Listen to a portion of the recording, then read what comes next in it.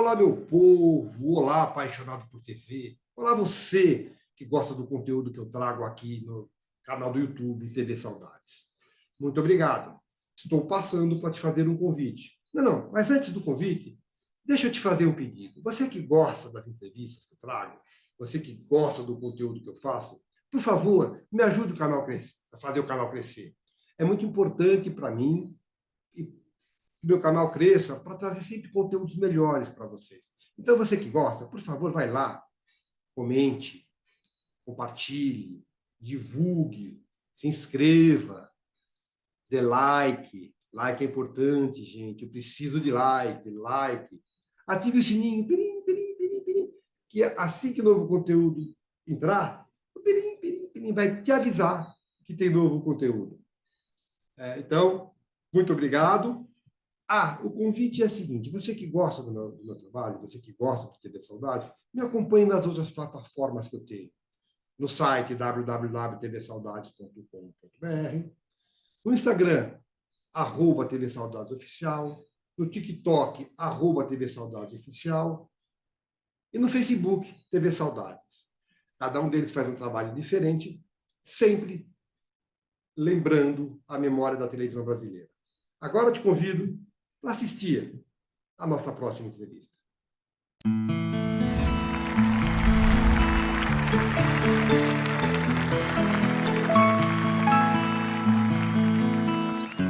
Olá, apaixonado por TV. Antes de mais nada, quero agradecer por você estar sempre aqui acompanhando TV Saudades Entrevista, as entrevistas que eu faço aqui com os artistas. E hoje eu estou muito feliz. Vou entrevistar um grande ator brasileiro, que a arte vem de berço, a gente vai falar sobre isso também, né? Blota Filho, muito obrigado por você ter aceitado o meu convite. Imagina, agradeço imensamente. Muito obrigado, eu agradeço a vocês, um beijão aí para quem está assistindo a gente, e vai ser um prazer. Bom, Blota, eu gosto de sempre começar do começo, embora eu saiba um pouco já de você. Você é filho do grande GB, né? Isso. Geraldo Blota, que foi repórter esportivo, de rádio, televisão, é sobrinho do Blota Júnior, grande apresentador, sobrinho do Gonzaga Blota, enfim, eu acho que a arte está no teu DNA. Mas eu gosto de perguntar, apesar de saber dessa tua história, quando é que foi que você teve contato pela arte pela primeira vez? E quando é que foi que você decidiu, imagino que tenham sido momentos diferentes, quando é que você decidiu que seria esse o teu caminho? Eu acho que eu nunca me vi em outro caminho. Assim, a coisa da dramaturgia, para mim, eu sempre costumo falar que é 70% genético e o restante é de perseverança, de tentar, de errar e acertar. Eu sou filho também, a minha mãe, casada com meu pai, foi uma atriz de rádio, da Rádio Nacional do Rio de Janeiro, Aide Vieira. Então, ela que era a minha grande escola. Ela que me ajudava a decorar o texto, ela que me ensinava o respeito com o texto, o respeito com a personagem, com o figurino. Então, acho que tudo isso juntou com o papai também. Papai também foi radioator, mas aí enveredou para a produção. Papai foi um grande sonoplasta das novelas da mamãe. E aí tem o tio Blota também, que não era da dramaturgia, mas era do show business, né? Apresentava os festivais da Record. E o tio Lula, que é o tio Gonzaga, que também foi ator na época da TV Tupi, mas enveredou para os bastidores e virou um grande diretor de televisão. Então, assim, eu nunca me vi fazendo outra coisa. Eu acho que isso já veio do útero, né? Dessas influências genéticas todas. Todos os meus trabalhos no colégio, no ginásio, no primário, no colegial, eram teatralizados. Eu sempre, se eu tivesse que falar, eu lembro com muita clareza disso, se eu tivesse que fazer um trabalho sobre a Ilha de Marajó, que existia na época, aí eu pesquisava tudo isso na Barça, que não existia internet, né? Nós estamos falando da década de 60, e aí, assim, eu montava o Jornal Nacional. Então, eu gravava num cassete, esperava até às 8 da noite para gravar a abertura do Jornal Nacional, aquela música do Jornal Nacional, e aí, naquela fitinha cassete, eu colocava ali, botava eu e os outros colegas, trabalho em grupo ou não, ou se fosse só comigo, eu botava o Jornal Nacional e apresentava aquilo como se fosse um grande furo de reportagem, né? Então, sempre fui muito teatral, assim. As minhas irmãs, meus irmãos costumam brincar, eu sempre gostei de aparecer. Eu já nasci no dia 7 de setembro, estragando o piquenique dos meus irmãos, que já haviam nascido, para a praia, viagem para a praia. No dia de ir, meu pai tinha contado para eles naquela excitação, mamãe começou com as dores do parto, e aí eu nasci no dia 7 de setembro.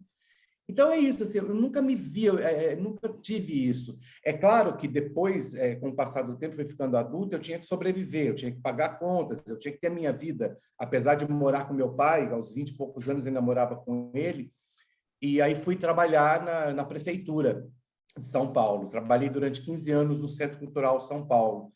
E um dia eu resolvi, era justamente logo depois da peça que eu fiz com o Jaime Perriat, que foi o Diário de um Mago, eu resolvi jogar tudo para cima e viver só disso. Me formei pela FAAP como produtor de rádio e televisão, sou radialista e jornalista, eu tenho os 2 registros na minha carteira, mas apesar de saber como funciona atrás, para mim que está na frente, fica mais fácil de saber o quão difícil é para uma produção fazer um dia de gravação.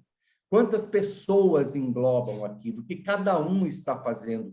Eu sei daquela função, mas a minha realização sempre foi ficar à frente das câmeras. Agora, diz uma coisa, a tua estreia profissional como ator se deu por que meio? Teatro, TV? Teatro. Eu lembro que foi em 92, eu estava justamente fazendo a peça do Paulo Coelho, O Diário de um Mago, quando eu consegui o meu registro de ator, meu DRT. Porque até então eu fazia coisas amadoras, fiz muita coisa amadora.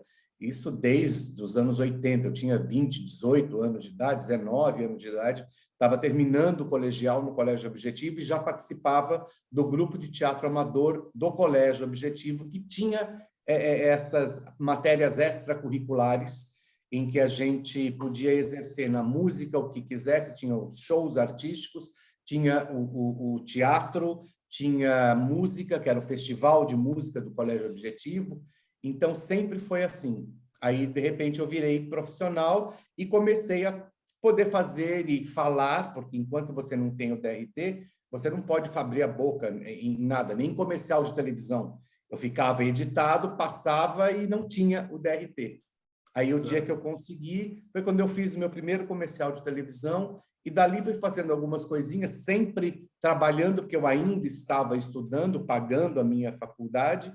E quando eu me formei, isso foi final dos anos 90, 93, eu acho, 94, eu estava produzindo televisão na TV, a extinta TV Mulher, os programas da Kátia Fonseca e da Rosana Herman, 2 pessoas deliciosas de se trabalhar, e virei diretor de produção desses 2 programas que ali tinham, né?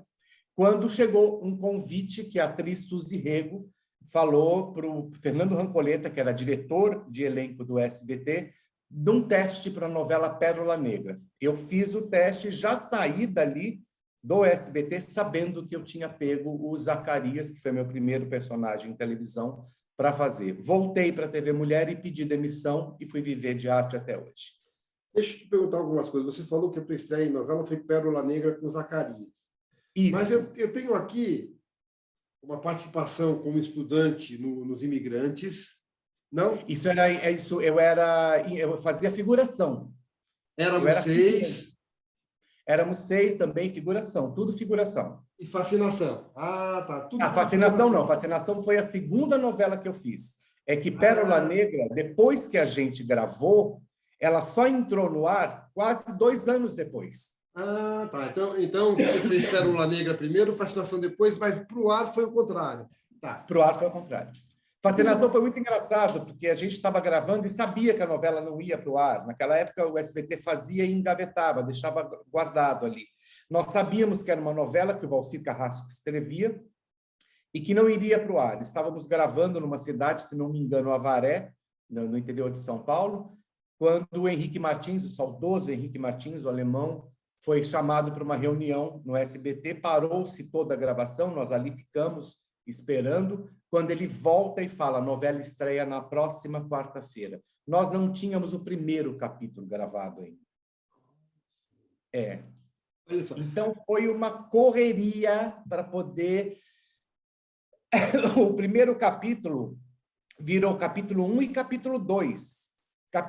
Depois, o segundo capítulo virou o capítulo 3 e o capítulo 4. Até que a gente tivesse um pouquinho de frente em novelas. Hoje em dia, é uma semana. Naquela época, nós tínhamos um dia de frente. Era quase TV ao vivo. Quase TV ao vivo. Você lembra o nome do teu personagem em Fascinação? Lembro, era um costureiro muito afetado, o René. Ele era um costureiro isso na novela começava na década de 20 e terminava nos anos 40, mais ou menos assim. Agora, me diz uma coisa. Você, toda essa origem de artistas, mãe, pai, tios, você nasceu de uma geração em que a televisão era uma companheira de todo jovem, de todo adolescente, toda criança. Primeiro, eu quero saber, você era público de TV? Sim, sim. Eu adorava assistir televisão, eu adorava assistir as novelas da Tupi, e cheguei a assistir o Bofe com Antônio Fagundes, depois assisti A Viagem, que foi a primeira novela espírita, depois veio o remake na Globo, Mulheres de Areia, com a maravilhosa, Deus a tenha, Eva Vilma, fazendo Ruth e Raquel, e depois vi Glória Pires fazendo brilhantemente bem também Ruth e Raquel. Eu sempre fui muito ligado ao visual, eu sempre gostei. E é isso que eu quero saber. Público de TV, convivia com artistas, provavelmente, porque teus pais todos eram... provavelmente também frequentava teatro, ia a teatro. A pergunta é, você tinha ídolos? Artistas que eram teus ídolos? Você pode citar alguns? Tem um até hoje, para mim é o melhor ator do mundo, Tony Ramos. Tá. Tony Ramos, ele consegue interpretar com o dedo, ele não abre a boca. Tem uma cena no filme Chico Xavier em que ele recebe uma carta psicografada do filho dele que morreu, e é um fato verídico esse, né? Ele interpretando junto com a Cris Torlone, em que ele pega a carta e mostra para a esposa, e ele faz um ateu nessa novela, nesse filme, em que ela começa a ler e ele para de costas e fica apontando o dedo, você entende tudo que aquele homem está pensando. Para mim, assim, Tony Ramos é o melhor ator da vida. Eu cheguei a conviver com ele em Caminho das Índias, não contracenei com ele, mas cheguei a conhecer esse meu grande ídolo. Mas isso que eu quero saber de você. A pergunta sobre ter ídolos é isso. Como que é, de repente, Plota, se ver colega de quem você admirava, de quem você via na TV? Como é que foi isso? A perna treme? Qual foi o primeiro... Olha, vou contar para você como é que eu conheci o Tony. Eu estava chegando para gravar, já conheci o Rodrigo Lombardi de teatro, eu sou amigo do Rodrigo. Tony já passou por aqui, viu? Ah, já? Ele é um querido, queridíssimo, excelente, merece todo esse sucesso que ele está fazendo, porque vem de uma batalha muito árdua. Pô, só ficou uma curiosidade? Sim, claro. Eu entrevistei o Paulo Figueiredo e pedi uma indicação. O Paulo Figueiredo falou, eu vou te indicar o Tony Ramos. Eu falei, então me passa o telefone. Ele falou, não, Américo, eu vou pedir autorização para ele para passar o telefone. Dois dias depois, o Tony me liga. Aí... Eu te perguntei se as pernas tremeram, porque quando o Tony me ligou, eu nunca acreditei, eu não acreditava que ele fosse me ligar. Eu até pensei, o Paulinho vai me ligar para mim, mas o Tony me ligou, as pernas tremeram. Por isso que eu te perguntei. Você percebe por que esse cara é maravilhoso? Por que ele é? Eu sou um fã de Tony Ramos, porque não é o Tony só do sucesso da televisão, é o Antônio Ramos, que eu vi cumprimentando pessoas no corredor da Globo, sabendo o nome dessas pessoas e o que acontece na vida delas.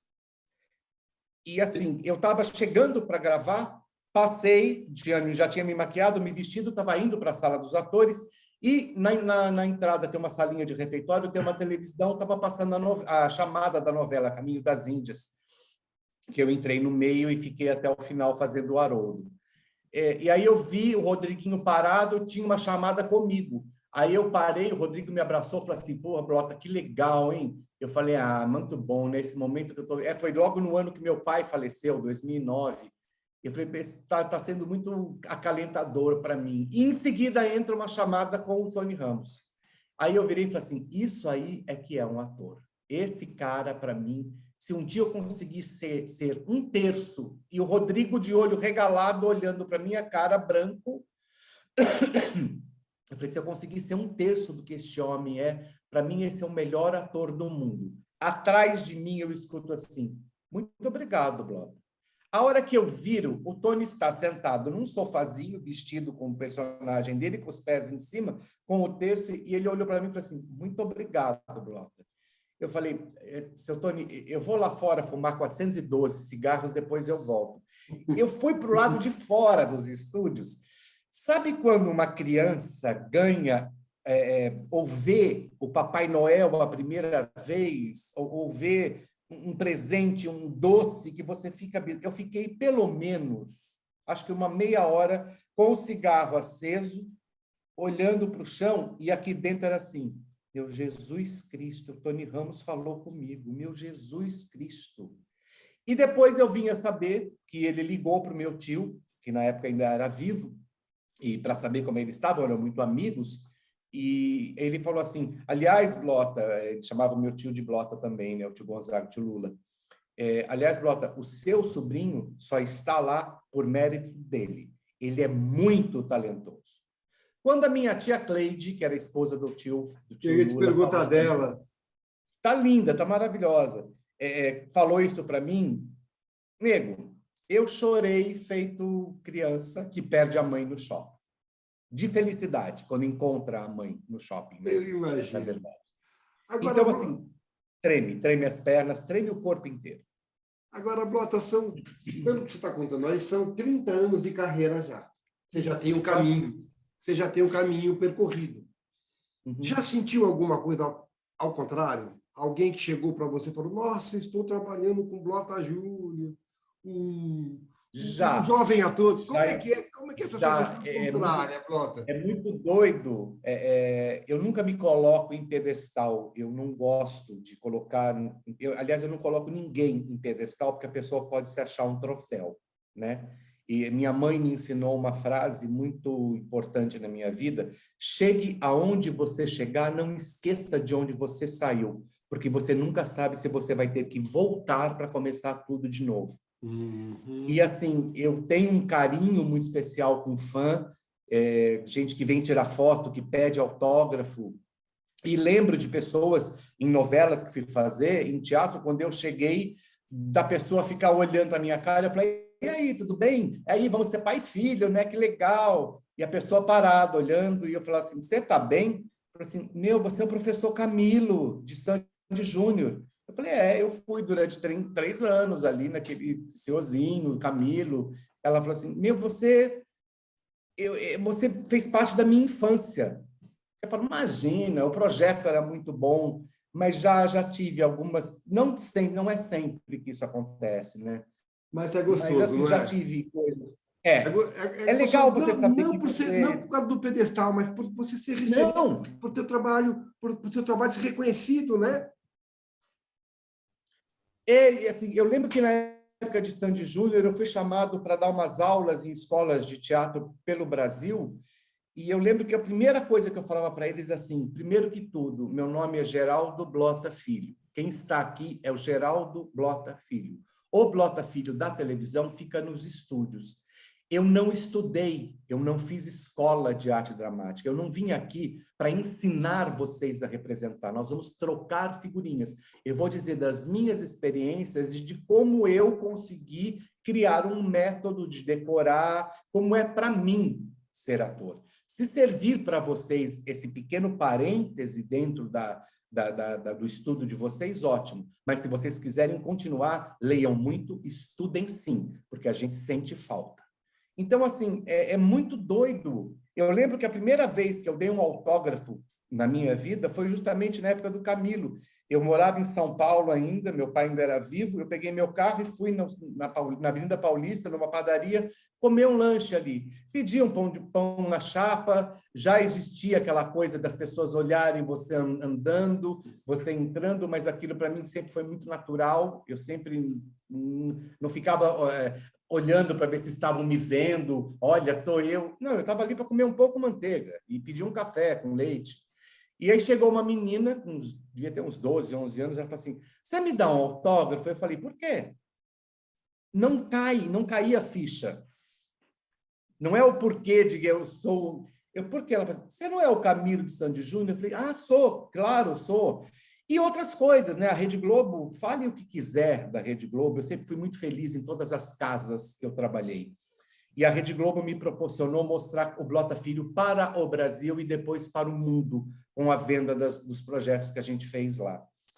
E eu lembro que dentro da Rede Globo, eu sempre fui muito bem tratado, não porque era filho do Blota Júnior ou filho do Geraldo Blota ou do Gonzaga Blota. Eles me chamavam e me respeitavam como profissional, né? Então, assim, eu nunca tive essa coisa de eu preciso ser referência para alguém. Sim. Eu acho que as minhas atitudes como ser humano, como cidadão, ficam mais fortes do que a minha referência na dramaturgia. Eu acho, na verdade, que quem quer ser referência acaba sendo referência negativa. Quem é referência é porque quem nunca quis, né? Agora, exatamente. Agora, diz uma coisa, você falou uma coisa importante aí. Você falou, por exemplo, da visibilidade que a televisão dá. A Sim. televisão, ela tem a capacidade, sobretudo quando você faz Globo, Sandy Júnior, de te tirar do anonimato. Porque, por mais bem sucedido que você seja no teatro, é a televisão que te dá popularidade. Aí você está me contando a história do Camilo. Nessas minhas conversas, eu percebo assim, primeiro, o ator é reconhecido, você não é aquele lá que faz aquele papel. Depois você passa a ser chamado pelo nome do personagem. Sim. Depois chega a ser confundido com alguns atores. Você já foi confundido com Tadeu de Pietro, com Luiz Guilherme... Paulo Caruso. Eu estava andando na Praça da Sé, em São Paulo, uma senhora veio correndo. Eu adoro o seu trabalho, você é maravilhoso. Caruso. Eu falei, senhora, eu não sou o Marcos Caruso. Ela falou assim, como não é? Marcos Caruso. O Marcos Caruso, careca. Não, como não é? Vocês são assim. Quando pega, eu falei assim, senhora, não, meu nome é Blota Filho, eu também sou ator. Não, se não quiser dar o autógrafo, eu parei e falei assim, não, pode deixar, eu dou. Um grande beijo para a senhora fulana de tal, do Marcos Caruso. Cheguei em casa, Caruso, querido, acabei de passar por você na Praça da Sé e dei um autógrafo em seu nome. Ele falou assim, Blota, isso acontece demais de confundir. Fiquem à vontade. Hoje em dia já tem uma diferença. Eu, inclusive, aqui no interior onde eu moro, quando as pessoas das cidades que eu vou, aqui no entorno, me chamam pelo nome Blota Filho, eu me assusto delas saberem quem eu sou. Quando chega nesse ponto é porque a carreira é exitosa, né? Eu acredito nisso, né? Eu também.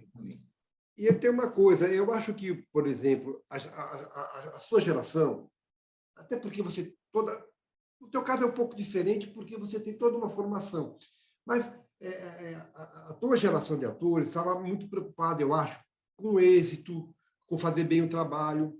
Sim. Você sente diferença no jovem ator de hoje?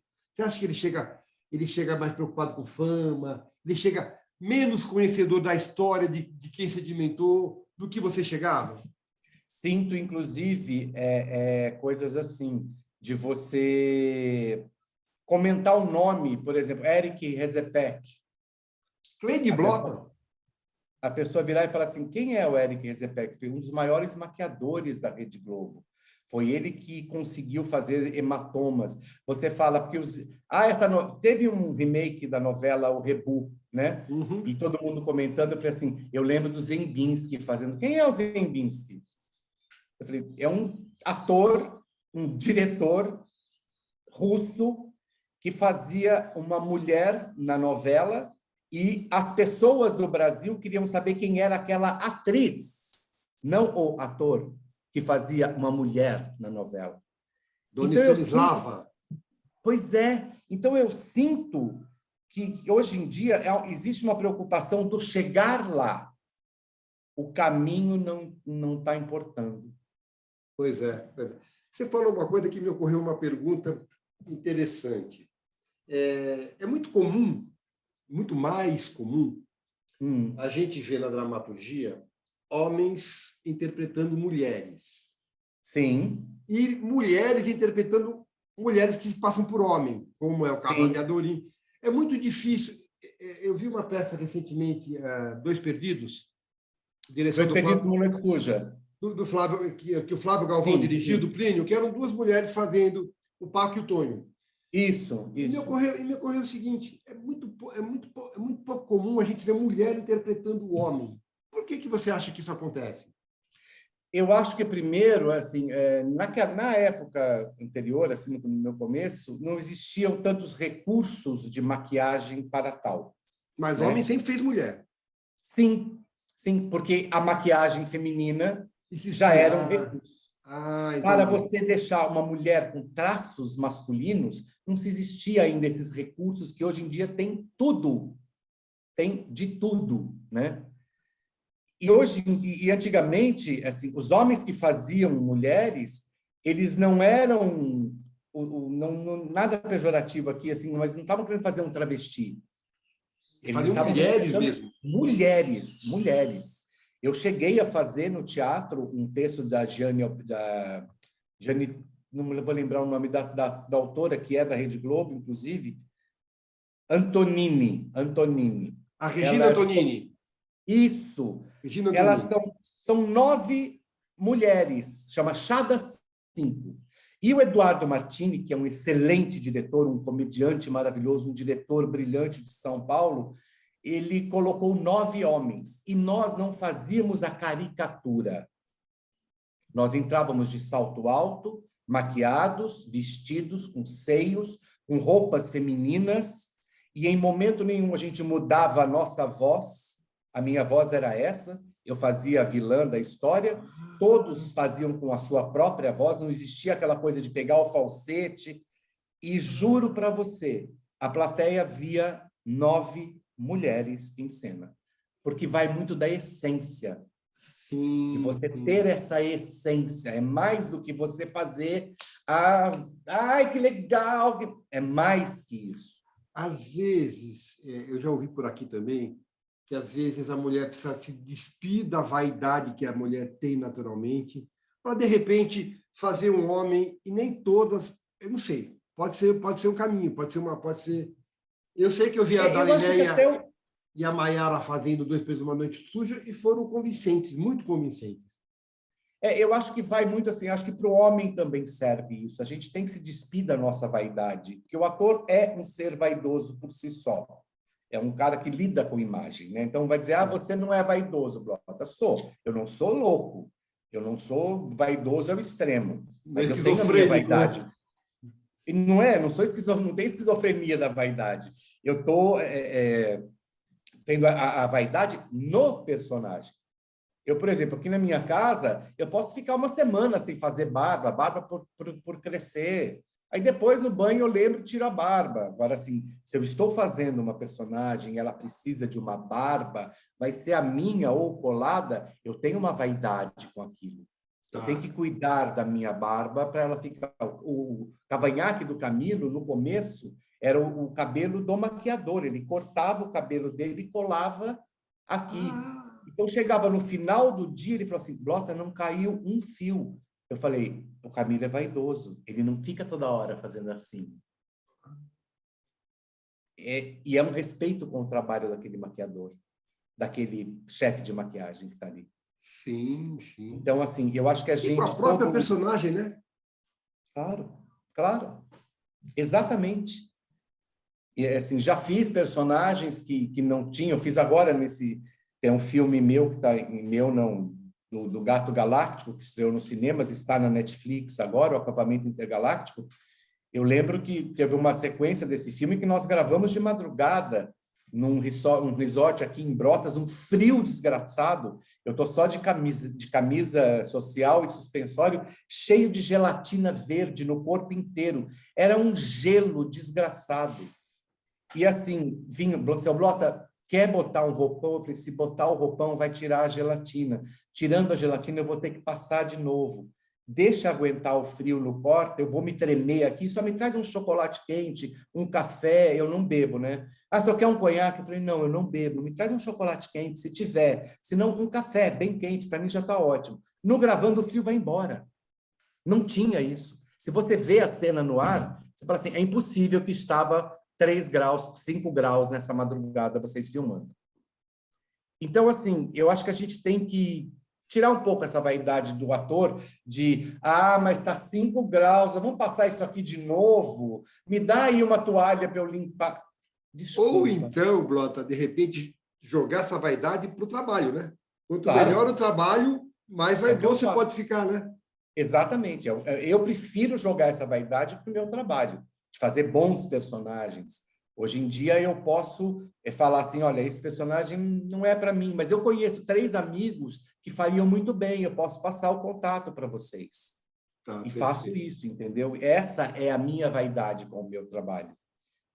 Me respeitar e respeitar o público também.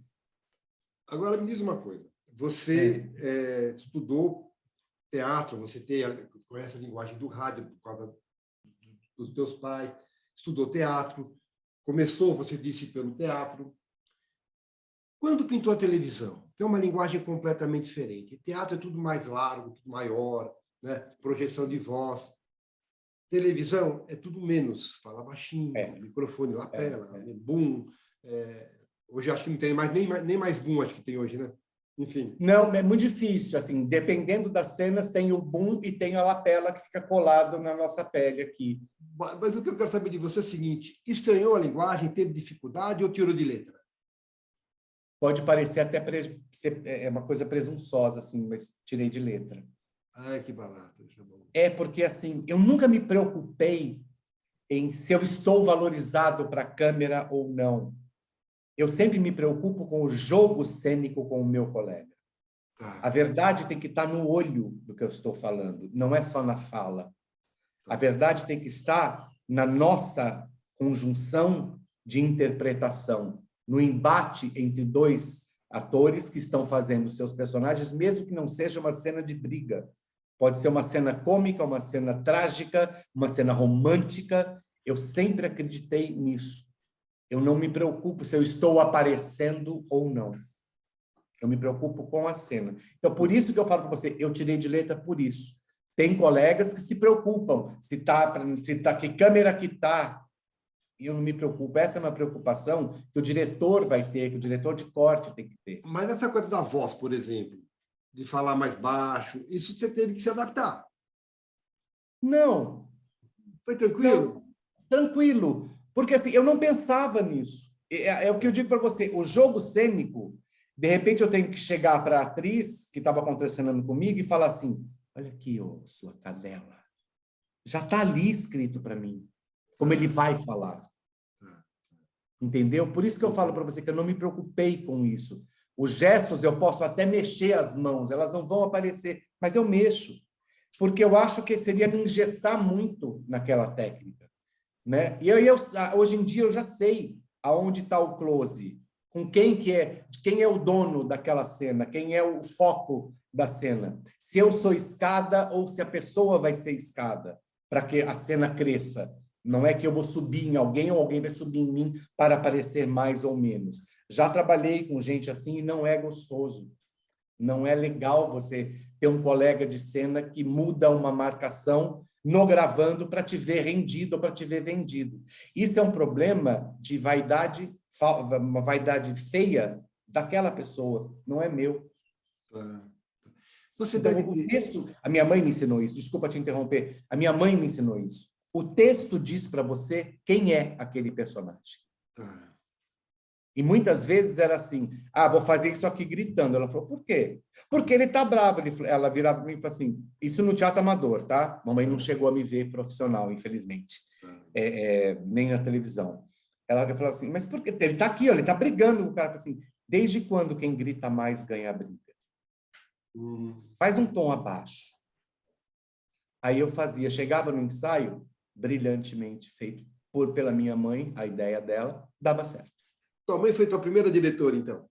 Minha mãe foi minha única diretora. Agora, Da carreira, foi a minha única diretora. agora me diz uma coisa. Você deve ter aprendido de berço também que é uma profissão instável, que é uma profissão de altos e baixos. Sim. Você sentiu isso ao longo da carreira e você pensou em desistir? Todos os dias a gente pensa em desistir.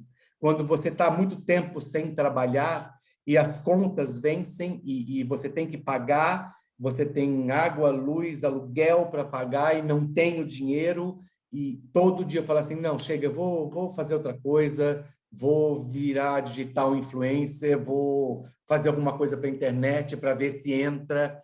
Mas Deus é tão magnânimo, sabe, que Ele sempre te dá na hora que você está realmente precisando, Ele te dá.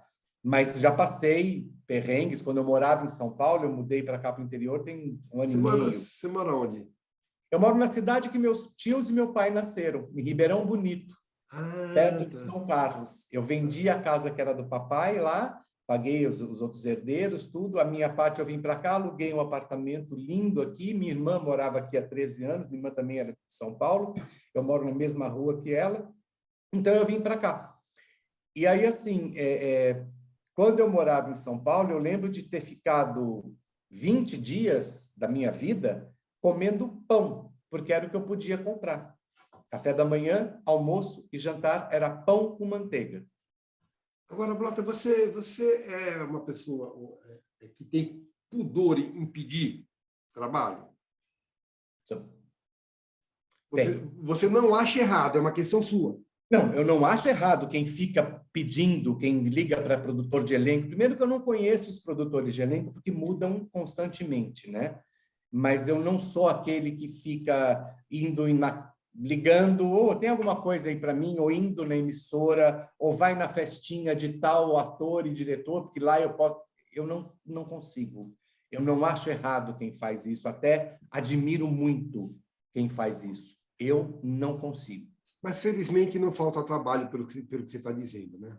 Às vezes falta, mas eu também acho que tudo tem um porquê na vida. Eu fiz muita coisa em teatro que era ruim. Ruim de texto, ruim de público, mas eu sempre gostei de ver que naquele momento eu estava fazendo aquilo por alguma coisa que estava acontecendo na minha vida. Você se produz? Eu lembro que eu fui... Oi? Você se produz? Se eu me produzo, não consigo produzir nada. Tá. Eu sou muito exigente com o meu trabalho. Tá. Eu cobro muito. Eu não gosto de ver as coisas que eu faço, que eu fico assim, para que você levantou essa sobrancelha agora? Para que botou a mão aí? Por que você não foi um pouquinho mais para lá?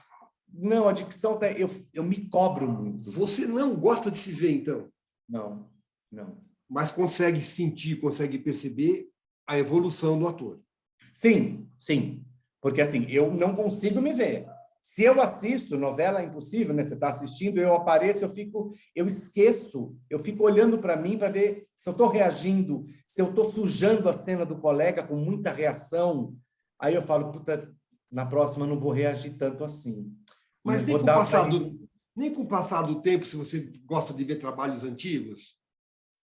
Olha, dificilmente, assim, eu estou revendo agora Caminho das Índias, eu ainda não entrei na trama, porque Caminho das Índias me pegou numa época que eu estava fazendo um teatro no Rio de Janeiro, que a Mara Carvalho escreveu um texto, aliás, o texto mais lindo que eu fiz da minha carreira, que chama De Corpo Presente, dirigido por ela, e me chamaram para fazer uma parte, era para cobrir um tempo que o Vitor Fasano estava no hospital com uma pneumonia, e ele tinha que ter alguém para cobrir as falas dele com a Gabi, que era feita pela Ana Furtado. E aí eu fui, fiz a cena, voltei, estava lá no flat da Mara, no Rio de Janeiro, fazendo a peça, fiquei lá no Rio de Janeiro um tempo. Blota, tem mais umas cenas, o Vitor não saiu. Aí eles começaram a mandar para mim os capítulos e o roteiro. Quando eu vi um roteiro, eu estava indo para o ensaio, inclusive, Eu vi um roteiro, recebi, estava no carro lendo, e falei, o Vitor voltou. Liguei para a Frida Richter, que era uma produtora de elenco da Rede Globo, para agradecer a oportunidade de ter feito um pequeno trabalho dentro de uma novela de muito peso para a televisão e para a cultura brasileira também. Glória Pérez, né? Oi? Glória Pérez? Sim, Glória Pérez, Glória Pérez. E aí a Frida falou assim, Blota, você não está entendendo. Você vai assinar contrato com a gente por mais 5 meses. Você fica até o final da novela. O contrato vão te mandar o contrato ainda hoje à noite para o flat. E quem era o Haroldo? O Haroldo, ele era um administrador de empresas da Cadore, trabalhava diretamente com o Humberto Martins, que tinha uma mulher, a Ananda, que era feita pela Maitê Proença, e que ele não dava atenção para o casamento dele. Essa trama, eu não sei se estava no original. Me disseram que não. Então, foi criada uma trama para o Haroldo. Ai, que barato. Disse-me na época as pessoas que a Glória gostou muito do trabalho e repercutiu muito, muito bacana assim, para as pessoas que assistiam, né, aquele personagem. Então, ela foi criando coisas. E ele acaba sendo traído, a Nanda, que é a Maitê, trai ele com o Eric, que é o Odilon Bastos que faz. E ele vira o corno da novela, né? Ao ponto de ter uma cena de embate com ela maravilhosa, Maitê, uma colega divina, uma coisa absurda de gostosa, como pessoa, inclusive, para a gente conversar, inteligentíssima, muito bacana. E o Haroldo era isso, o que muito acontece hoje em dia, né? Tem muitos maridos hoje em dia que estão focados no trabalho e acham que suprir as necessidades da esposa dentro de casa, com comida, pagar as contas, o carro do ano, joias, perfumes, roupas, pagar a escola do filho, acho que isto é casamento. Não é. Casamento é uma troca. Você tem que dar atenção, mesmo que cansado de 90 horas de trabalho, você tem que ter uma pessoa na sua casa que escolheu você para dividir o restante da vida dela. Seja grato por isso, pelo menos, né? Entendi. Tá certo, tá certo. Eu quero falar de composição com você, mas antes eu quero te fazer uma pergunta. A tua geração de atores, e provavelmente também não aconteceu com você, a tua geração antes de você, isso, com a tua mãe deve ter acontecido muito, com a tua tia com a tia Clê deve ter acontecido muito, com você, o pessoal da tua idade, e acho que uma geração depois, sofria muito preconceito por essa opção. Sim. Acho que com você não aconteceu, mas você deve ter visto deve ter convivido com muita gente que lutou para continuar na carreira. Você sabe que, assim, quando eu era pequeno, eu devia ter 7 anos de idade, eu morava em São Paulo, no Campo Belo, e todas as crianças tinham quase a mesma idade na rua. Existia uma família no final da rua, na esquina da rua, em que as netas, 2 meninas daquela família, não podiam entrar na minha casa, porque era casa de artistas. Olha. E eu escutei isso. Um dia que estava começando a chover, eu falei, vamos lá para casa, a gente brinca lá no meu quarto, a gente brinca na sala, minha mãe não liga. Ela falou assim, a gente não pode entrar na sua casa. Eu falei, por quê? Porque vocês são artistas, em casa de artistas a gente não pode entrar. Olha que coisa. Hoje em dia é o contrário, né? Esse bullying, esse preconceito, eu sofria bem antes de querer ser ator. Aos 7, 8 anos de idade, no colégio. Por ter pais atores. Sim, porque meu pai era da televisão, meu tio era da televisão. Nós estamos falando isso na década de 60, 67, no meio da grande ditadura que teve. Então, assim, era muito difícil. Eu lembro de eu estar no colégio, passar vários recreios sentado atrás de uma árvore, me escondendo, porque senão eu era alvo de chute, de pontapé, de derrubar o lanche no chão e pisar. Sério? Sim. E eu não entendia por quê.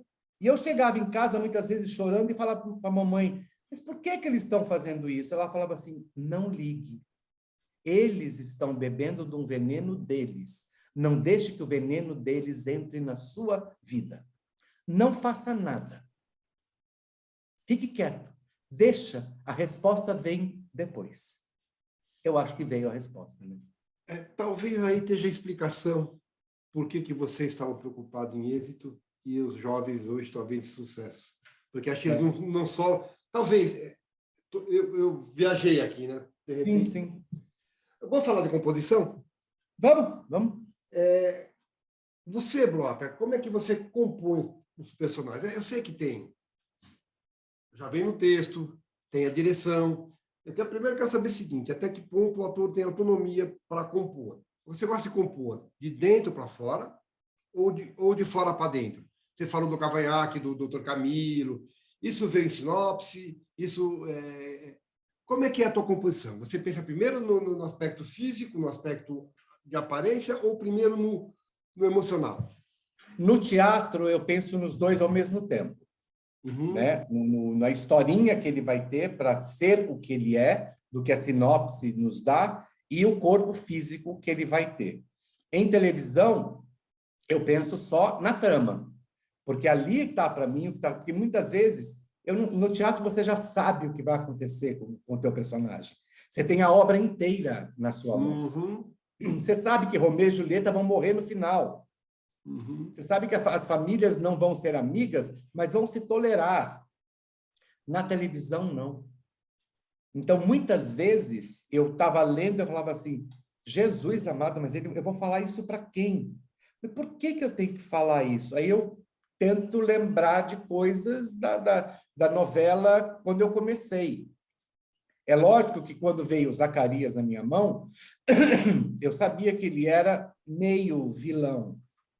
E o casamento de interpretação meu com Angela Dipp levou para um lado muito prazeroso. Muito querida, Angela Dipp. Angela queridíssima, assim, uma colega completamente...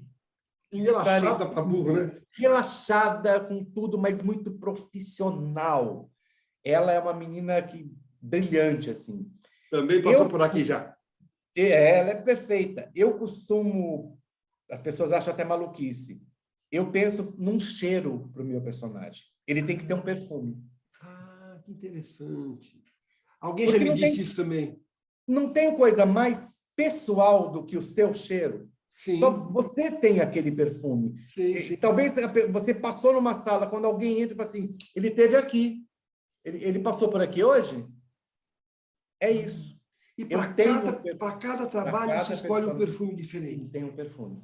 Dependendo se o personagem é muito doce, se o personagem é muito austero, como, por exemplo, o Matias, de Malhação, eu tinha um perfume muito presente. É lógico que eu não vou matar meus colegas tomando um banho daquele perfume, né? Sim. Assim, eu passava, chegava para gravar, estava lá na minha maleta, dentro do camarim, terminava de maquiar, botava a roupa, pegava o perfume, e pronto. Nessa coisa da construção, Blota, você diria que você habita o personagem ou o personagem habita em você? Eu habito o personagem. Eles te dão toque fora de cena? O personagem jamais pode me habitar. Eu habito ele. E ele fica no teatro e ele fica no estúdio quando aquilo acaba. Mas eles não te dão toque fora de cena? Fora do trabalho? Dirigindo o teu carro, fazendo a tua barba? Não, o Camilo pode ser que tenha me influenciado em algumas coisas, porque foram 3 anos fazendo aquele cara que não gritava, que não mostrava os dentes para rir no primeiro momento, não mexia as mãos, ele era muito ponderado, o único jeito de você saber que ele ia falar sério era quando ele tirava o óculos dele. Ele nunca gritou. Se você pegar todos os episódios dos 3 anos que eu fiz, ele nunca elevou a voz. As broncas eram dadas sentado, conversando, num tom que desse para conversar. Ele ouvia aquelas crianças e muitas vezes acatava aquela criança. O Matias de Malhação é o Camilo ao contrário. O Matias falava alto, o Matias mexia muito a mão, o Matias não tinha paciência, ele muitas vezes não queria ouvir o que estava acontecendo na escola, porque ele já estava querendo se aposentar. Mas eu não deixo que o personagem tome conta de mim, não. Eu luto muito contra isso. Mas porque eles querem. Sim. Agora, é impossível você viver um personagem 1 ano, 2, 3, e não ter não se pegar, muitas vezes, como o Camilo fazia, tirava o óculos e ficava assim, mexendo no mosquitinho aqui de baixo para ouvir, muitas vezes. Eu lembro que quando terminou Sandy Júnior, meu último dia de gravação, nós gravávamos em Campinas, no Colégio Salesiano, terminou, a gente já sabia que não íamos continuar, os meninos iriam para o Rio ficar mais 2 anos. Eu cheguei no camarim, a primeira coisa que eu fiz foi tirar o cavanhaque. Eu raspei todo o cavanhaque dele lá, no último dia de gravação. Eu demorei pelo menos uns 15 dias me assustando no espelho. Eu acordava, ia tomar banho, e escovar o dente, olhava e falava assim, gente, tá, é o Blota, é o Blota, é o Blota. Ele fica impregnado, né? Claro. E como é que você funciona, Blota? Por exemplo, você precisa... Você já fez cinema? Eu fiz agora, eu fiz muito pouco cinema na minha carreira. Eu fiz esse filme do Gato Galáctico, o segundo filme dele, eu fiz uma participação fazendo o avô do menino, mas cinema, fiz participações numa trilogia do Chico Xavier, que eu faço um obsedado, num filme sobre o plano cruzado, eu faço um diretor de faculdade, um reitor de uma faculdade. Fiz muito pouco, mas fiz cinema. Sim. Você gosta da linguagem? Adoro. Eu nunca tinha feito. É muito legal, né? Agora, me diz uma coisa, como é que você funciona? Você precisa chegar com antecedência, você precisa de concentração, ou você é relaxado e o personagem vem a hora que você veste o figurino? Como é que é esse processo para você? Não, o personagem, ele começa eu começo a vesti-lo quando eu chego para maquiar. Na maquiagem, eu já começo a... que ele venha pensando nas cenas que eu vou fazer. Em televisão, você faz 30 cenas, 20 cenas por dia. Em cinema, são 5, 4, 3, né? E, assim, eu sou muito Caxias no foco durante a gravação. E aquela coisa assim, corta. Eu não sou aquele que faz e brinca. Eu sou legal, brinco, mas eu vou para um canto, sento ali onde está o switcher, fico quieto, sentado, converso, dou risada, falo besteira, tudo, mas a hora que você escuta, vai gravar, eu já vou concentrado. Tá. Eu sou muito Caxias, assim, eu fico muito incomodado quando o set é meio bagunçado, porque você perde a referência do que você está fazendo, né? Então, é muito difícil eu me desconcentrar. É muito difícil. Se um colega se desconcentra, eu dou risada, tudo, mas atenção, o A do atenção já é o momento para eu respirar, baixar o olho e entrar na cena. Terceira campanha no teatro, então, pronto. Já estou pronto. Eu chego no teatro, normalmente a gente chega 2 horas antes. Eu chego 3 horas antes. Eu vou, tomo um café, fumo meu cigarro, vou lá fora na rua, como um pastel, um pão de queijo, não sei o quê, volto, começo a me maquiar. Tudo faz parte da concentração. Você está chegando num ambiente é quase sagrado. Ritual. Tá. Você está chegando, é a mesma coisa que assim, você vai numa igreja, você está chegando, não vai subir correndo as escadarias, vai devagar, vai deixando o ambiente tomar conta de você. Então, aquele negócio de fazer novela e teatro junto, de chegar em cima da hora, te incomodaria a barbaridade. Já fez? Me incomoda, já aconteceu comigo em Caminho das Índias. Eu estava na Barra da Tijuca, e a peça era em Botafogo. E a Globo sabia que eu tinha teatro nas quartas e quintas. Então, assim, eu cheguei para gravar e avisei. Assim, só para lembrar, hoje eu tenho teatro. Eu tinha 3 ceninhas para fazer.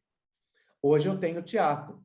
E uma produtora, que se achava, ela não tomou conhecimento. E eu quieto, esperando para gravar, a Cristiane Torloni virou para mim e falou assim, você não tem teatro hoje? Eu falei, tenho. E você está nessa calma? Eu falei, não, eu já avisei a produtora. Maitê Proença, Blota, você não tem que ir embora para o teatro? Eu falei, tenho, mas eu já avisei a produtora. Enfim, eu saí dali e cheguei no teatro 7h30, 7:45. A plateia já estava entrando Hum, você tem que maquiar. Isso para mim é desagradável, não para mim, porque eu sei que eu não vou ter esse tempo. Então eu já nem penso nisso. Eu boto a roupa e entro e vamos fazer.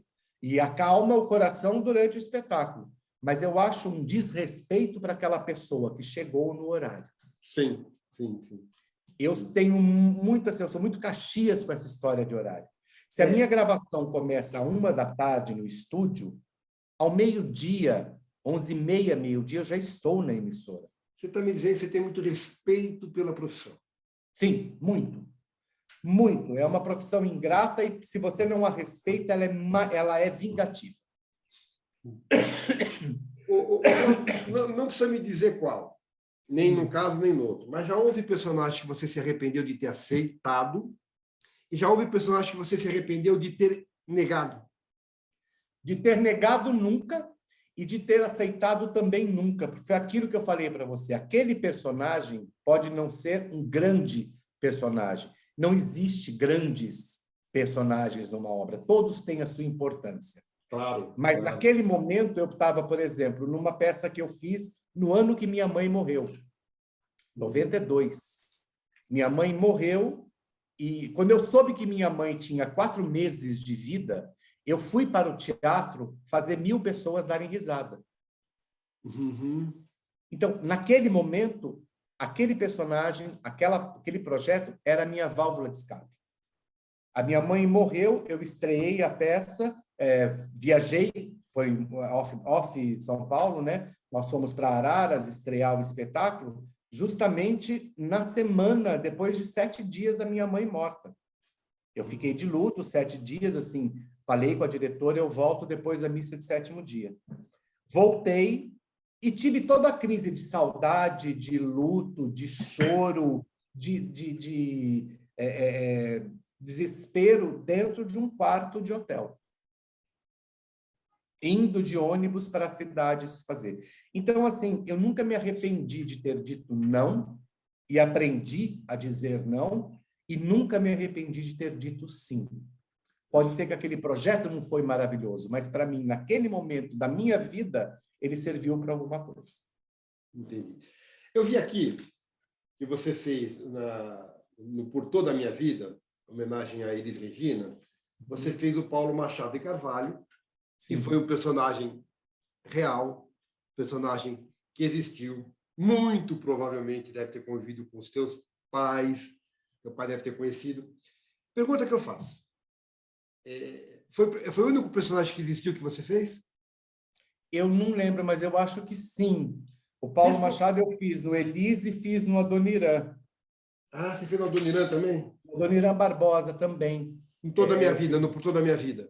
Do Por Toda a Minha Vida, da vida do Adoniran Barbosa. Responsabilidade é maior quando você interpreta quando você traz para a ficção um personagem real. Você acha que a responsabilidade como intérprete é maior? Claro, porque você não pode ser uma caricatura. Ainda que seja um recorte, né? É sempre um recorte da... Exato. Eu não posso ser uma caricatura.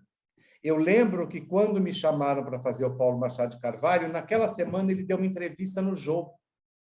Acho que o filho dele deve ter dado, eu não lembro se era ele ou se o filho dele. E eu fiquei parado assistindo para ver como ele... E era um cara alegre, era um cara interessante, ele era dono de uma emissora, ele dirigia a Record, ele tomava conta de tudo aquilo, ele não tinha prepotência nenhuma. E aí, lógico, foi na minha pesquisa que era meu pai. Eu morava com ele, eu falei, pai, como é que era o Paulinho Machado de Carvalho, o Paulo Machado de Carvalho? Ele falou, por quê? Porque eu nunca vou fazer ele na televisão. Ele catou o telefone e ligou. Paulinho, sabia que meu filho vai fazer... O filho. Paulinho, sabia que meu filho vai fazer teu pai na televisão? Fala aqui com ele. Então, e ajudou, isso foi... Ajudou, porque eu escuto coisas de um filho que meu pai sempre foi dentro da televisão. Muita gente tentou puxar o tapete dele, mas ele não deixou que isso abatesse ou que fizesse com que ele fosse arrogante. Ele era muito certo no que ele sabia. Ele era um visionário, como o tio Blota Júnior também era um visionário. Teu pai tem uma história importante, assim, que eu lembro, que ele, quando o Pelé fez o 1000º gol, Ele foi o primeiro repórter a entrar no... Né? Foi. A bola entrou, o Pelé entrou e o papai entrou com aquele microfone. Na época ele trabalhava na Jovem Pan, era um microfone grandão, que pesava 5 quilos. Mas eu lembro, Blota, que nunca ele contava isso, sempre contavam. É isso que eu falo para você. Por isso que eu lembrei. Eles me ensinaram a ser o que eu sou, o profissional que eu sou, porque eu via como meu pai era como profissional. Eu não cheguei a ver minha mãe atuando, mas ouvi pessoas falando da minha mãe atuando. Ouvi histórias da minha mãe e do meu pai. Meu pai foi um homem que saiu dessa cidade, que quando era pequeno, na casinha que eles moravam, tinha algumas vaquinhas que eram de tirar o leite para eles poderem beber. 4 horas da manhã, no inverno, meu pai levantava e botava as vacas para o pasto, voltava para o curral, deitava aonde elas estavam, porque estava quente da noite, que elas dormiram ali, e colocava os pés dentro do esterco, do cocô da vaca que estava quente, para poder esquentar o pé. Então, você tem... Essa foi a maior herança que meus pais me deixaram. E assim, eu nunca falo do que eu fiz ou quem eu ajudei. Não falo. Eu não preciso, eu sei a verdade. Eu não preciso que botar isso em jornal. Quando você ajuda alguém, você está ajudando aquela pessoa. Para que você vai contar para os outros? Para dizer que você é magnânimo?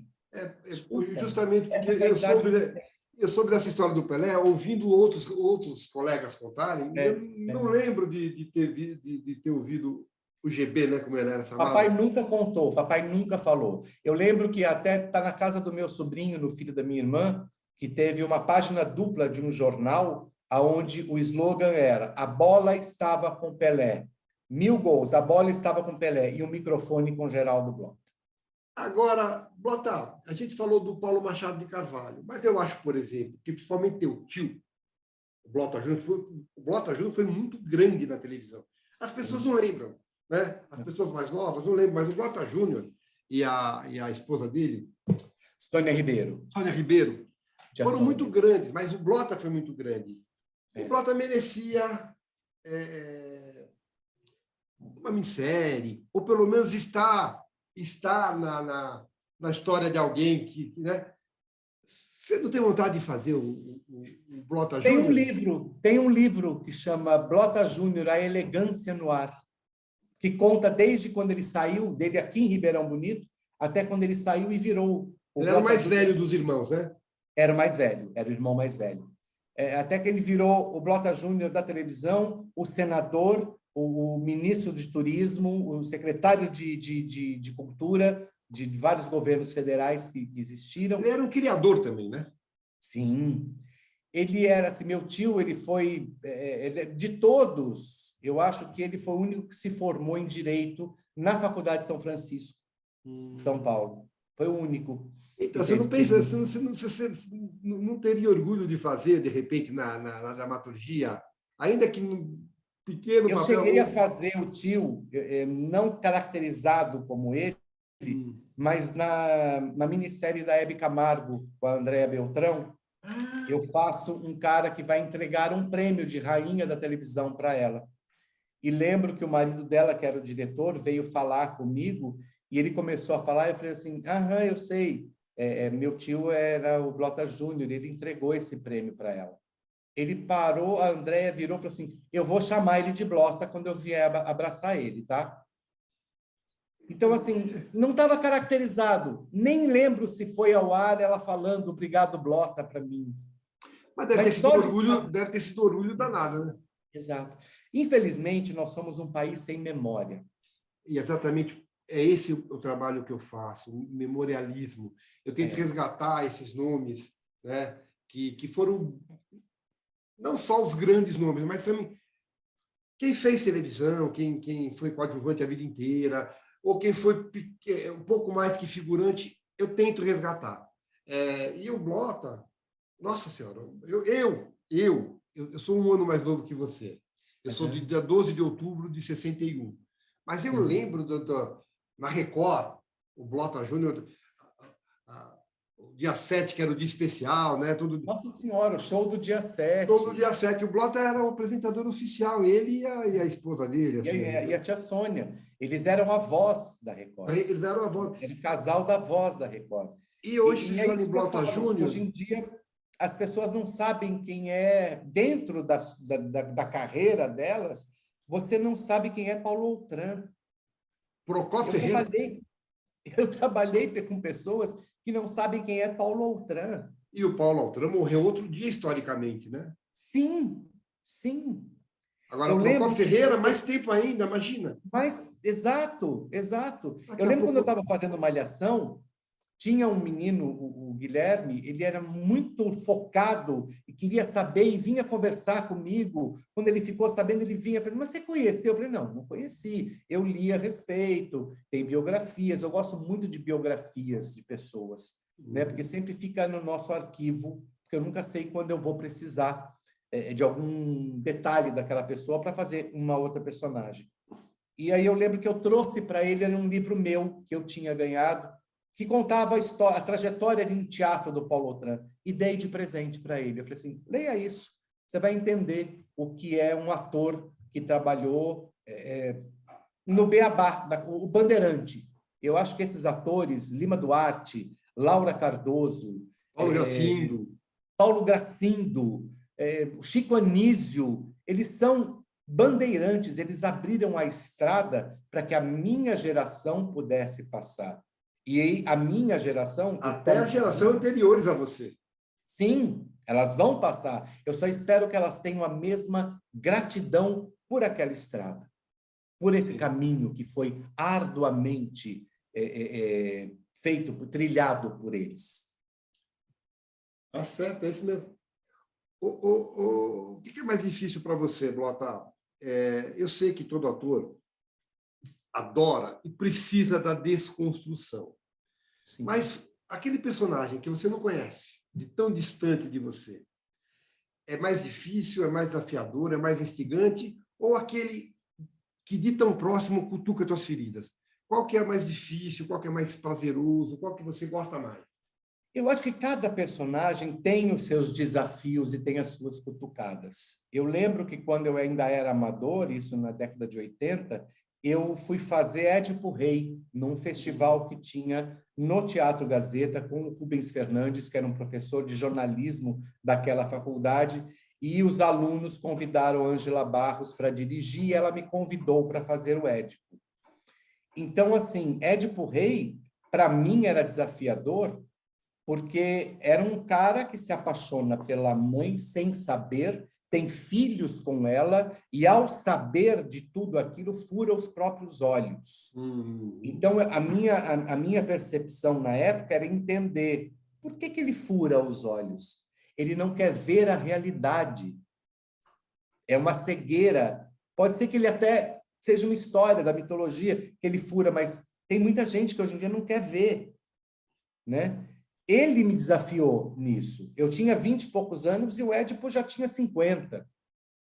Eu tinha que ter o peso de um homem de 50 anos no andar, mas com a postura de um grande rei que decifrou o grande enigma da pirâmide, o grande enigma da esfinge, para chegar aonde chegou. E, ao mesmo tempo, quando eu vou fazer um ET, que é nesse filme do Gato Galáctico, eu faço um ET e faço um dono de uma academia de inventores que é do mal, né? Que é o Dr. Hélio. Então, assim, o ET, quando eu li, eu vi no final, a última fala dele, que nem está no filme, é que ele fala que tem 415 anos, mas que no planeta dele, ele é uma criança de 9 anos de idade. Então, eu faço ele ingênuo o filme inteiro, ele espivitado. Sabe aquela curiosidade, aquela felicidade da criança de 9 anos, que tudo que ele está vendo, porque ele veio de outro planeta, é novidade para ele? Em contraponto ao Hélio, que era pesado, barbudo, barba colada, todo sujo. Então, cada personagem instiga. E tem personagens que tocam nas feridas que a gente tem. Sim, sim. E a gente tem que aceitar isso, porque esse toque chegou por alguma coisa que você precisa aprender. Quando isso acontece, é catártico? Não entendi o que você falou. Quando isso acontece, quando o personagem toca nas suas feridas, é terapêutico, é catártico? Sim, sim, É? sim. Eu fiz Dogville no teatro, na direção do Zé Henrique de Paula, inclusive está no YouTube, todas de 2 até dia 7 agora de novembro, todos os dias às 8 da noite, de graça, se você quiser assistir, vai ser um grande prazer. Eu faço um médico que se aposentou e tem hipocondria. Médico Ele acha que ele hipocondríaco. tem câncer e aí ele manca, porque eu falei, por que ele se aposentou? Então ele sofreu um acidente e ficou manco. Então, quando eu fui fazer Dogville, a gente começa a ver que muitas vezes na trajetória da nossa vida, a gente foi cruel com alguém. Você foi preconceituoso com alguém. Eu sou de uma geração que os programas de humor riam da pessoa e não com a pessoa. E eu achava aquilo, quando criança, engraçadíssimo. Hoje em dia eu vejo e falo assim, como é que a gente podia ter achado isso engraçado? Era outra época, eram anos 70, então não existia essa preocupação que tem hoje, que eu acho necessário ter hoje. E aprendi que a comédia, e o Juca de Oliveira fala isso brilhantemente bem, a comédia é para quem assiste, não é para quem faz. Sim, claro. Eu não vou rir de você, do que eu acho que é estranho em você. Eu vou rir com você. Agora você falou de comédia. Você é bom de comédia? Adoro fazer comédia. É mais difícil? É. Por que a crítica, de uma maneira geral, vê a comédia como gênero menor? Porque vê, né? Porque, assim, eu acho mais difícil, porque quando eu vou fazer uma cena de drama, eu não preciso deixar a água cair do meu olho. A música, o texto, a situação, o embargo de voz faz com que a pessoa se emocione. Na comédia, ela é matemática. Ela é muito precisa. O tempo de uma piada em cena, ela tem aquele tempo. Se você respirou onde não devia, perdeu o Playboy. A plateia não vai rir. Se você fizer aquilo achando, agora vai ser tiro, eu vou ser maravilhoso, não vai. E por que a crítica vê como gênero menor? Eu não entendo assim, eu não entendo crítica. Em primeiro lugar, eu não entendo crítica. Assim, a pessoa não sabe o que nós passamos para chegar ali. A pessoa não sabe o que aquele autor passou, o que aquele diretor quis dizer com aquilo. Eu não acho, não estou fazendo uma crítica aos críticos, mas eu acho que a crítica, ela hoje em dia vem de pessoas que tentaram ser atores ou produtores ou diretores, não conseguiram, e aí vão para criticar o trabalho do colega. Tá. Nessa fase aqui, eu vou pedir um bate-bola rápido, por exemplo. Quantas vezes já morreu? Nossa, 3? Não, 4 vezes.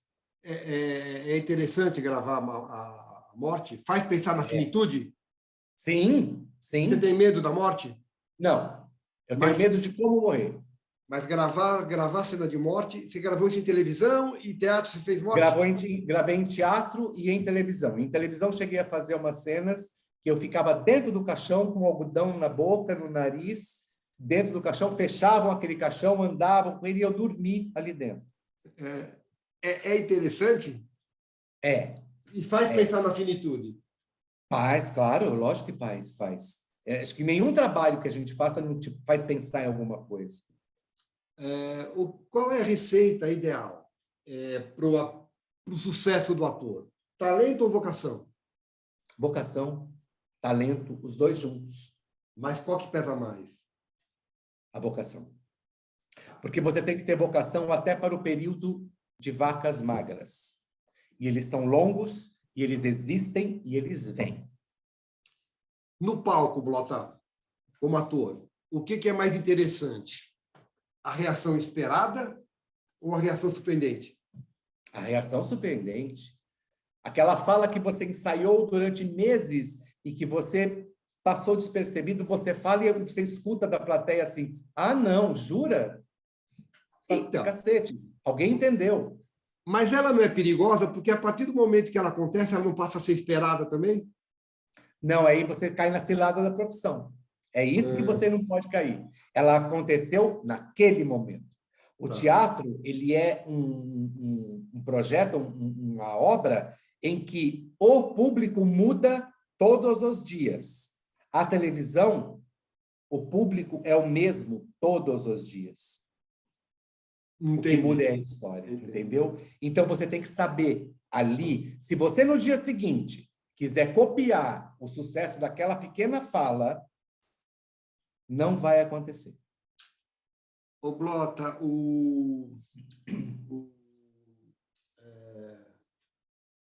nessa coisa de pergunta rápida ainda, o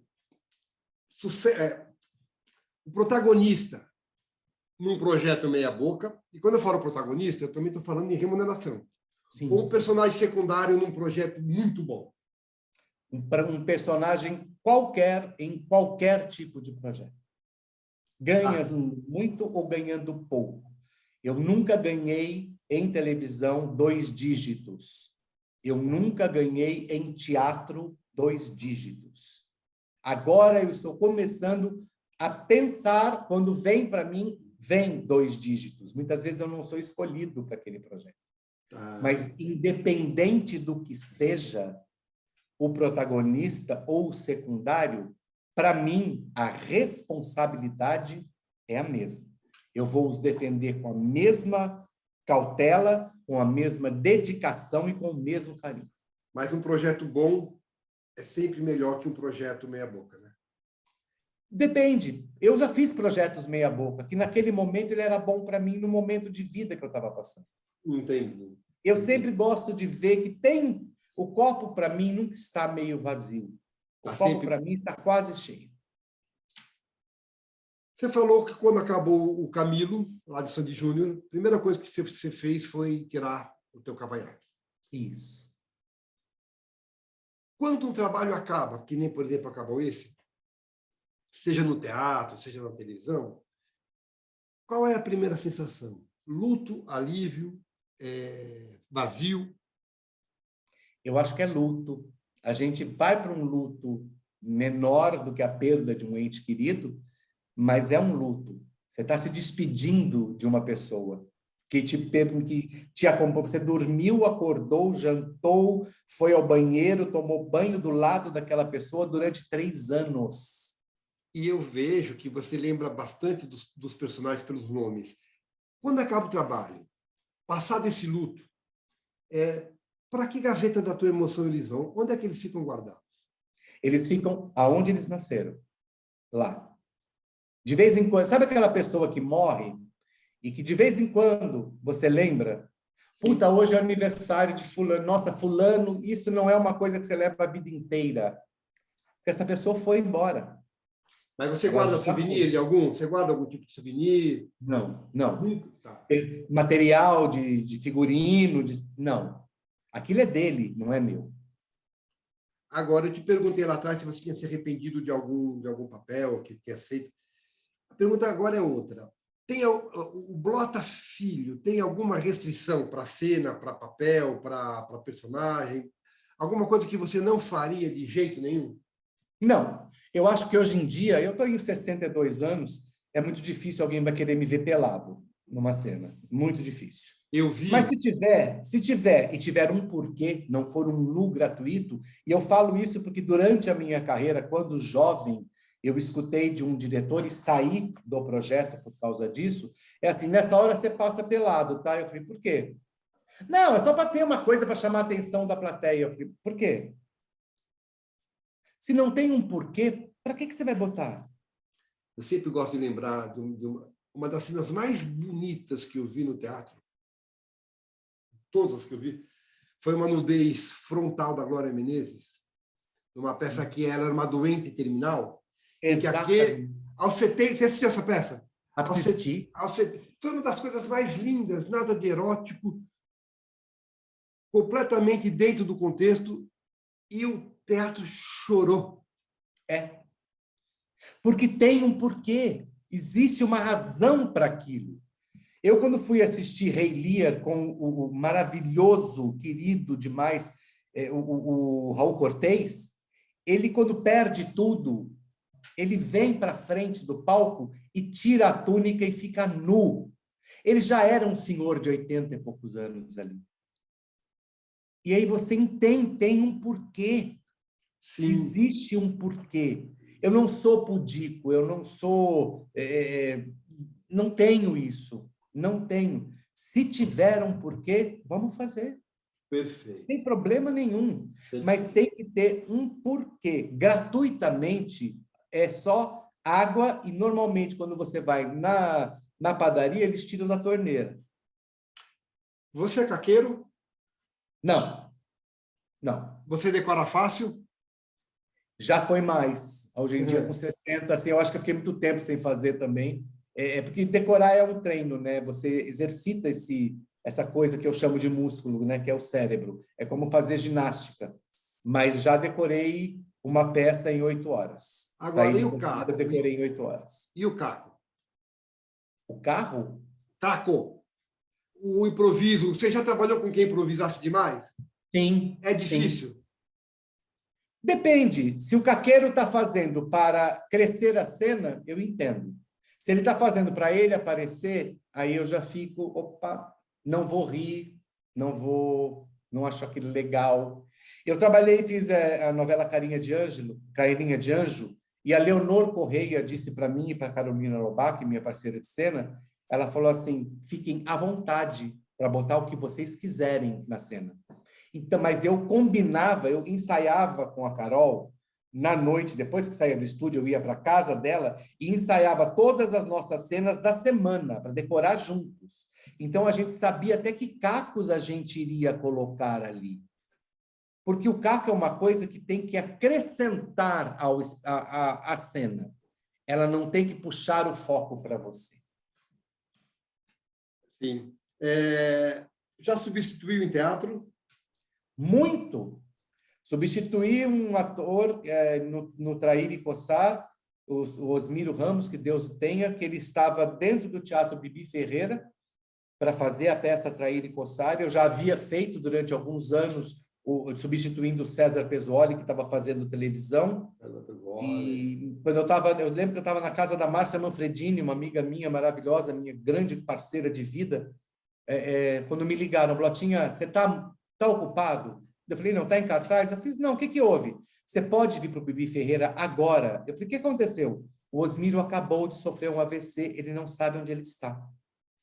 A plateia estava na porta para entrar. Ele sofreu um AVC sentado, ele achava que aquele cenário era da casa dele e chamava a esposa dele. Eu decorei o papel do padre vestindo a roupa. Eu estava me trocando, botando cinto, a roupa do padre e a atriz que ia contracenar comigo, a Olímpia, a Inês, a gente batendo o texto ali. Eu decorei na hora. A plateia entrou e eu fiz. Já teve branco em cena? Sim. É ruim? Para a gente é. A plateia não sabe da obra. O público não sabe. Eu te perguntei essa coisa de substituição, porque você já fez algum remake? Remake em televisão? A Escravizaura? Fiz um padre na Escravizaura, mas era nos últimos capítulos, não peguei a novela inteira. Eu te perguntei isso porque eu quero fazer. Primeiro, quando você substitui, você busca referência no ator ou você procura fazer o teu trabalho? Meu trabalho. Eu faço o meu. Agora, se o contrário, Blota, se, por exemplo, quando você é substituído por qualquer razão, ou se alguém fizer um remake e alguém vai fazer o teu papel, vai ter ciúmes? Não. Não? O meu filho ficou lá. Aquele é o filho dele. Se ele está usando a minha orientação, o que ele achou de bom na minha no jeito que eu eduquei aquela criança, que foi o personagem, eu vou achar muito ótimo. Eu não tenho isso. Existem atores que não admitem que você, ao substituir, use falas que ele criou no ensaio. Sério? Ele não quer. Ele fica... Desculpe a palavra, ele fica puto. Ele liga para te xingar. Ele liga para te ameaçar. Olha que absurdo. Eu sei disso, porque eu já passei por isso, né? Já teve um que fez isso comigo. E assim, eu não posso fazer nada, eu sou dirigido. Quando eu vou fazer o personagem que alguém fez e eu vi, eu vou fazer a minha visão daquele personagem. Se o diretor... Tem as marcações, tudo direitinho. Sim, se o diretor falar assim, não, mas nessa hora você faz essa parada porque o outro fazia e funcionava muito bem. Eu sou dirigido. Eu posso não concordar. Mas aí, quando eu for ser o diretor daquela obra, eu mudo. No momento, eu estou sendo dirigido. Você pensa em dirigir? Eu já tentei. É difícil. Para mim é. Porque eu fico vendo o colega fazer e eu quero dar para ele a inflexão. E eu não posso fazer isso. E escrever? Você pensa em escrever?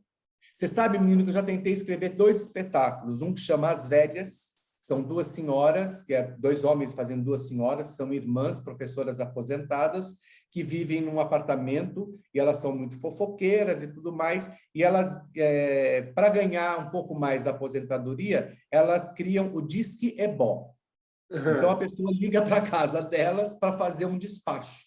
Elas vão num supermercado carésimo, compra tudo aquilo, diz que fez o despacho da macumba, mas guardam para ela aquela comida. Então, o frango é cori, a champanhe não é cidra, é uma veuve clicquot.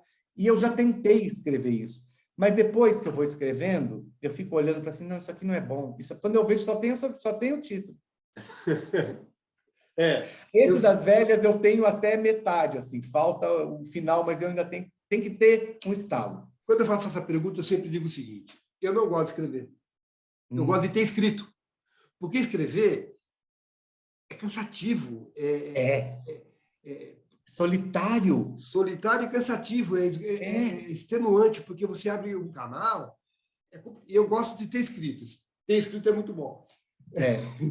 Você já fez... Por exemplo, eu tenho muitos sonhos. Assim, eu vi assistir um filme uma vez, da James Seymour, que tinha um personagem que me cativou muito, é um personagem que eu quero até viver um dia, poder fazê-lo. Chamou Comedor de Pecados.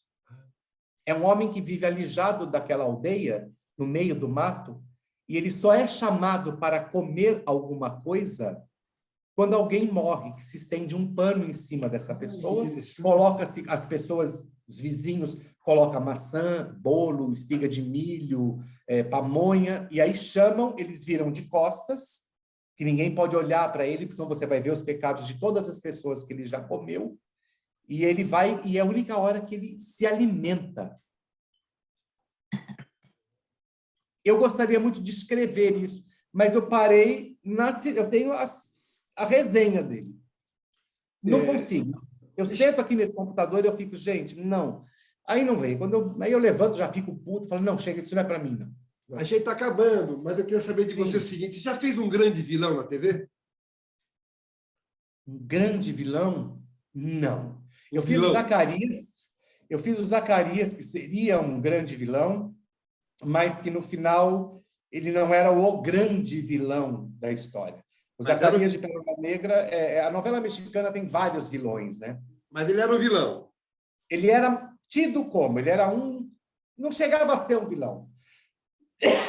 Eu gostaria muito de fazer um vilão daqueles que não grita, o vilão quanto mais simpático você quiser. Por que o vilão é tão sedutor, hein? Porque a filigrana do vilão é muito maior. Você pode ler um texto do vilão em que ele está dizendo absurdos, e eu estou sentado aqui, conversando com você, sorrindo e falando na maior calmaria possível. Se você vê Ruth e Raquel era a grande vilã, a Glória Pires, brilhantemente, a diferença de uma para outra era um risco no cabelo. Uma tinha o cabelo no meio, a outra tinha o cabelo daqui para cá. Sim. E você percebia quem era uma, não só por isso, no tom da voz. Às vezes nem falando, só no olhar. Exato. Isso é uma coisa que a gente aprende muito, né, na carreira. Quanto menos, isso em teatro principalmente, quanto menos você se mexer em teatro, mais a plateia olha para você. Sim. Porque aquele ator que fica reagindo a todas as falas, sim, é jocoso. Não tem verdade. De novo, aquelas perguntas rápidas, tá? Qual é a emoção mais genuína para você? Ler um bom texto? Você se emociona em cena? Muito. Ler um bom texto, fazer uma boa cena ou ver a cena pronta com outros atores? Acho que fazer uma boa cena. É a emoção mais genuína.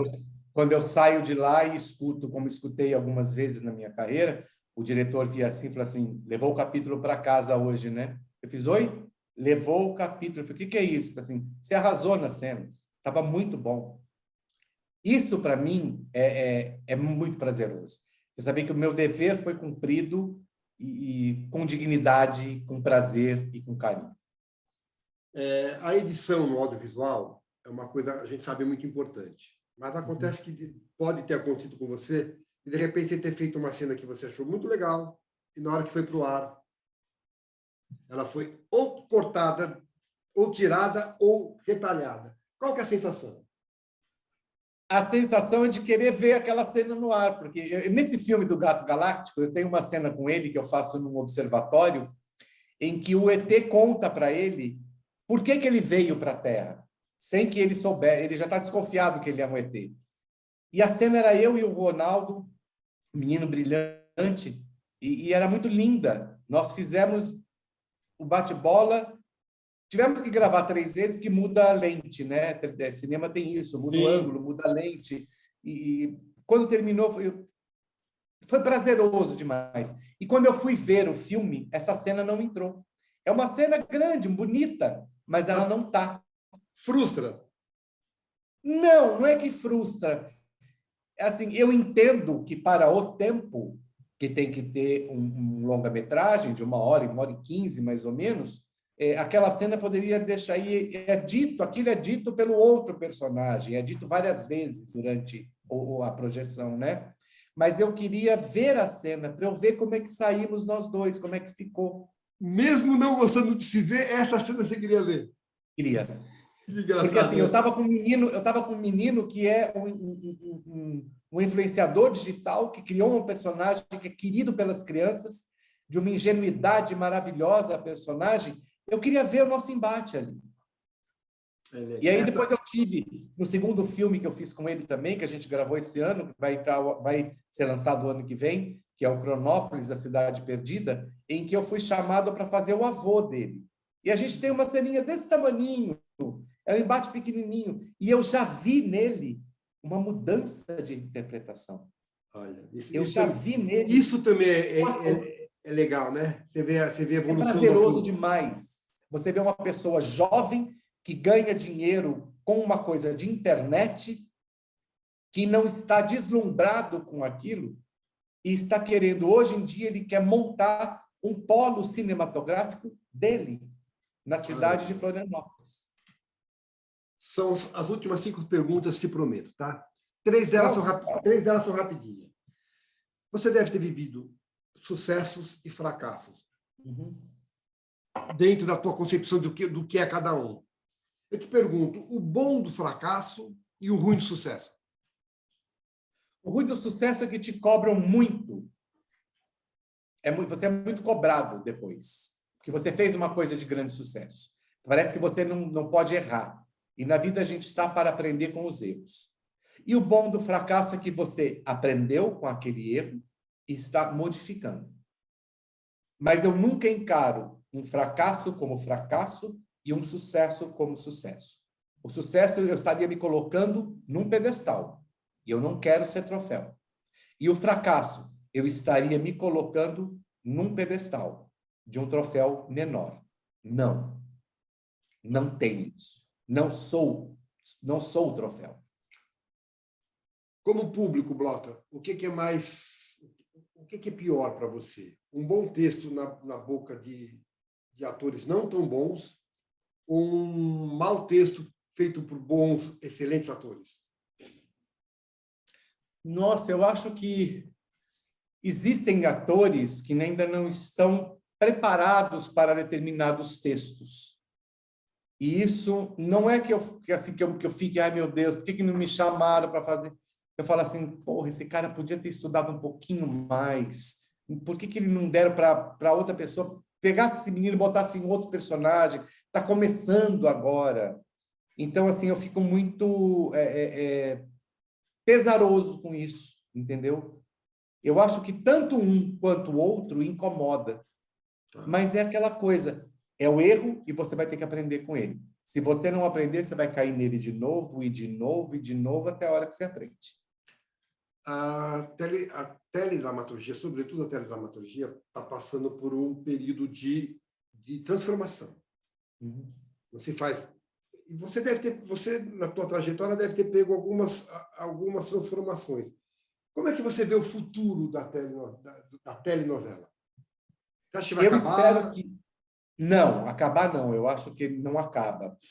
Hoje em dia eu já vejo diferença até no ritmo de uma cena. Antigamente, assim, vou na casa da Alice. Eu levantava do sofá, abria a porta, fechava a porta, pegava o elevador, descia, saía do prédio, entrava no carro, ligava o carro ia, chegava na casa da Alice. Hoje em dia, assim, vou na casa da Alice, corta, você já está na casa da Alice. Tá. Existe um imediatismo e isso a internet trouxe, né? Você tem rapidez. Por isso que eu acho que não acaba. Eu acho que o leque abre. Vai existir muitas séries para streaming, que hoje em dia a gente já sabe, nós atores já estamos sabendo de várias emissoras que vão fazer várias séries para streaming. Uma novela hoje em dia dura 180, 200 capítulos. Antigamente tinham 600, 700.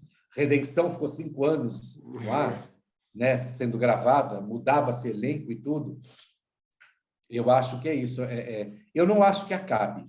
Eu acho que vai vir um novo jeito de se fazer e um novo jeito de agradar.